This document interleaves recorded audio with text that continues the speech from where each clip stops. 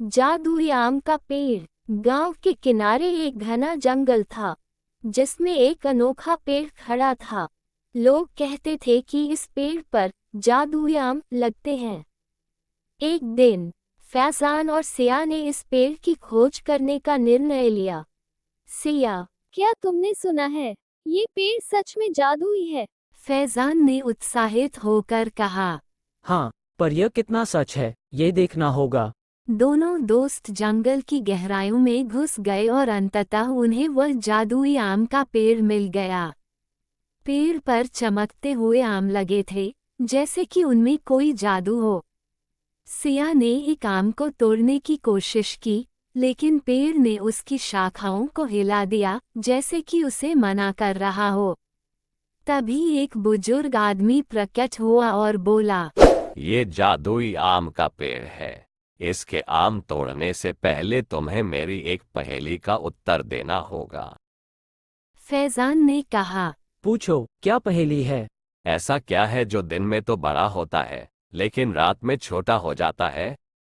सिया ने सोचा और बोला, वो तो हमारी परछाई है।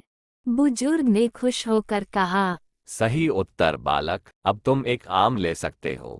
जैसे ही सिया ने आम को तोड़ा, आम चमकने लगा और दोनों अचानक एक अद्भुत महल में पहुंच गए।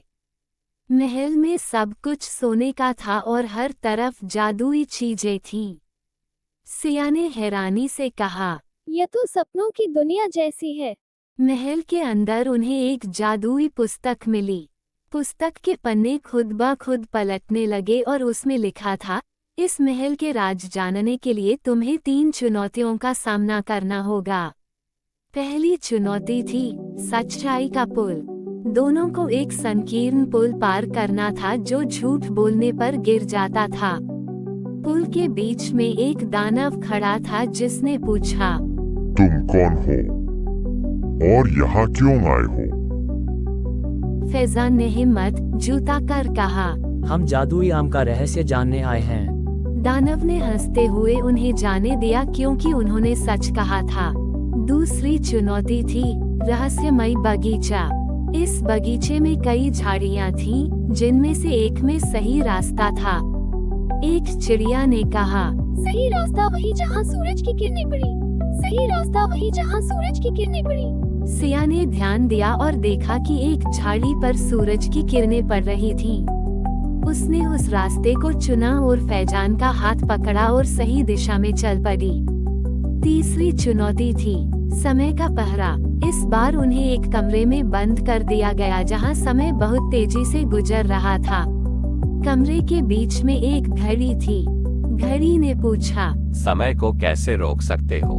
फैजान ने कुछ देर सोचा और कहा, समय को रोकना नामुमकिन है, लेकिन धैर्य से हम इसे जीत सकते हैं। जैसे ही उसने ये कहा, घड़ी रुक गई और दरवाजा खुल गया। वे महल के केंद्र में पहुंच गए। महल के केंद्र में एक विशाल जादुई आम का पेड़ था जो सभी समस्याओं का हल दे सकता था। पेड़ ने कहा, तुमने धैर्य, सच्चाई और बुद्धिमानी से तीनों चुनौतियां पार की है। अब तुम्हें एक विशेष वरदान मिलता है। फैजान और सिया ने मिलकर सोचा और कहा, हम चाहते हैं कि हमारे गांव में हमेशा खुशहाली और शांति बनी रहे। पेड़ ने चमकते हुए कहा, तुम्हारी इच्छा पूरी हुई। शिक्षा। इस कहानी से बच्चों को ये सीख मिलती है कि धैर्य, सच्चाई और बुद्धिमानी से किसी भी कठिनाई का सामना किया जा सकता है।